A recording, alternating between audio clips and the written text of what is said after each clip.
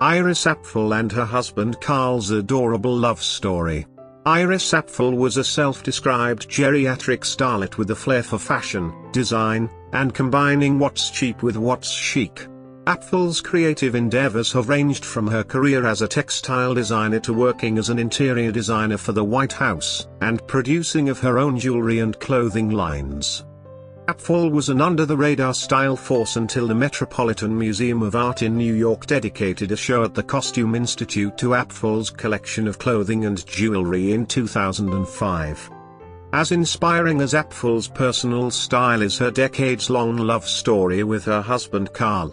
The couple spent almost 70 years together, during which time they created their own textile company, starred in a documentary together, and maintained a romance that only seemed to grow stronger over the years. Here's how their life together unfolded. Iris was born, 1921. Iris Barr was born in Astoria, Queens, New York on August 29, 1921. She was an only child and was raised on a farm by her parents and grandparents, according to The Guardian. Even as a kid, Iris had a passion for style. At that time you could ride the whole subway system for a nickel, so each week I would take a different section of New York, Chinatown, Yorkville, Harlem, Greenwich Village. And I really fell in love with the village, Iris told The Guardian. Apfel went on to amass a collection of hundreds of unique pieces from around the world, and she started that process early. The first piece I ever bought was in Greenwich Village, Apfel recounted in her 2015 documentary Iris, which is available on Netflix. I was about maybe 11, 12 years old. There was a little shop in a basement of one of those old-fashioned kind of tenement houses that had the fire escapes outside, and I'll never forget that place because I thought it was Aladdin's cave. There was this little man. His name was Mr. Darris, and he was threadbare but elegant. He always wore spats and a monocle, and I always tell everybody he treated me like a mini duchess. I came in and he'd never seen a kid be so interested in all this junk before. I fixed on a brooch. I just thought it was the cat's pajamas, she said. And I really lusted after that piece. We haggled a little bit over the piece. I thought it had been gone, but fortunately for me it was still there.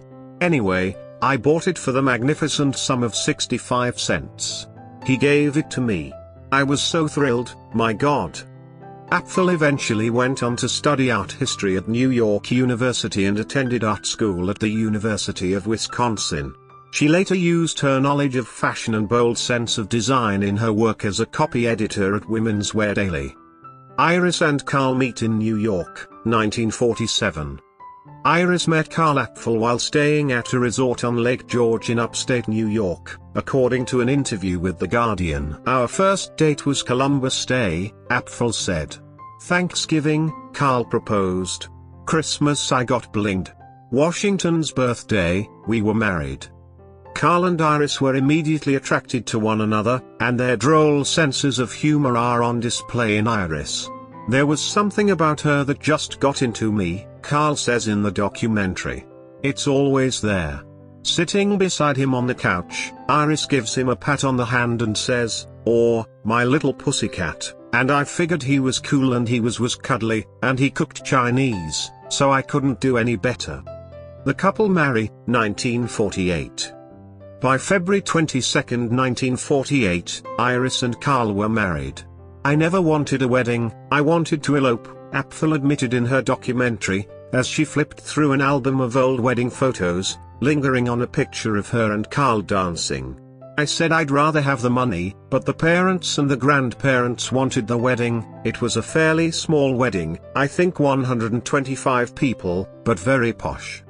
While Iris didn't get to elope as planned, she did manage to strike a bargain on the wedding dress of her dreams. The dress was pink lace, and I'm really very practical, so I wanted a dress that I could wear after the wedding and not just put in a box, Iris explained. I still have these shoes 66.5 years later, she added. They were pale pink satin.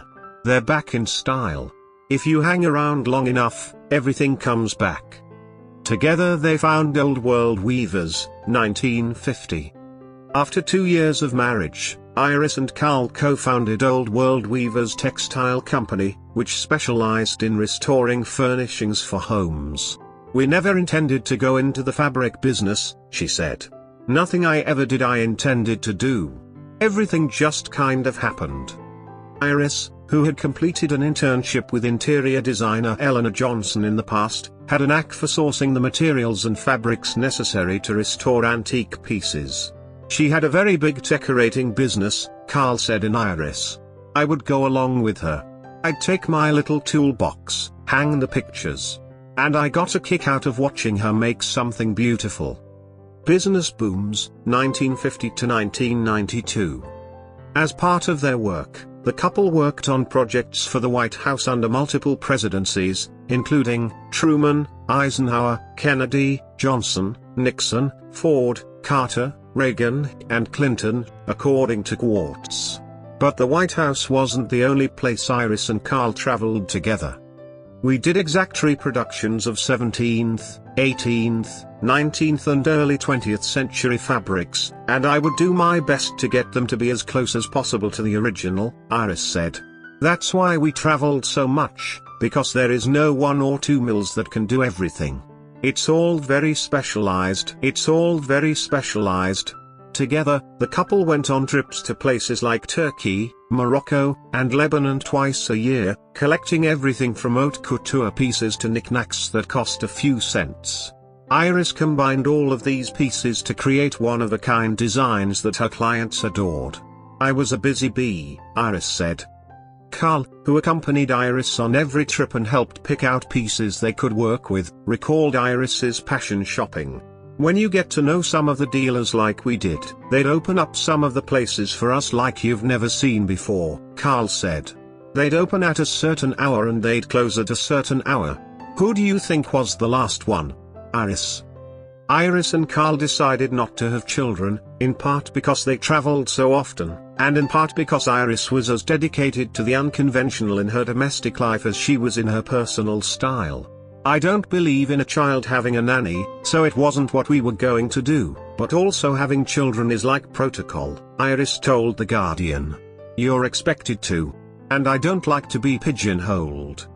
Iris's personal collection goes on display, 2005. At 83 years old, Iris was well into her retirement from the interior design industry when Harold Coder, the curator of the Met's Costume Institute, contacted her in hopes of showcasing her unique fashion sense in an exhibit. The museum's previously scheduled show had cancelled unexpectedly and Coder and his team were left scrambling to put on a show with a compelling story that was easy to set up before opening day. Apfel agreed. In rare avis, selections from the Iris Apfel collection, the museum highlighted everything from her iconic oversized tortoise-shell glasses to her whimsical patterned coats and colorful, chunky costume jewelry. Iris is an artist. What she uses all her clothing and accessories to do is compose a new vision, said Coder in Iris. That, for me, is creativity. You never know what's going to happen with this child, surprise, surprise, Carl said of his wife. It's not a dull marriage, I can tell you that. Iris lavished her sensibility on her husband too. She used to pick out unique pieces for Carl, even into his 90s. From paisley orange pants that matched the lining of her own jacket to a red baseball cap with spiked gold studs across the front and the same classic tortoise-shell glasses she is so well known for, Iris made sure Carl's wardrobe was never boring either. Carl passes away, 2015. Carl was 100 years old when he and Iris allowed the film crew to document their life for Iris. I want to do more things in this life with my child bride, and if the Lord lets me do it, I'll sure enjoy it, Carl had said. He passed away that same year, just 3 days before his 101st birthday, on August 1, 2015. Just as Iris had her own exception, style and sense of fashion, Carl wore a ring he never went without, according to the New York Times. The large Egyptian ring was inscribed with the phrase "Where is the house of thy father?" Iris convinced an antiquarian to sell her the ring off of his own finger in Dublin during the 1950s, and Carl never took it off, likely because it was stuck. 2 days before he died, the ring fell off. Despite having lost her husband 2 years ago, Iris' love for fashion is undimmed. "I always like to do things as if I'm playing jazz, try this, try that," Iris said. "With me, it's not intellectual. It's all gut, it's totally the involvement and the process. It's the process I like much better even than wearing it." People interview me and they keep asking if I have any rules. And I say, I don't have any rules because I would only be breaking them, so it's a waste of time. American interior designer and fashion icon Iris Apfel has died at the age of 102. The death of the extraordinary Apfel was confirmed by her commercial agent, Lori Sale, who did not provide a cause of death. It is believed she died at her home in Palm Beach, Florida. The news came on her verified Instagram page on Friday, which a day earlier had celebrated that Leap Day represented her 102nd birthday.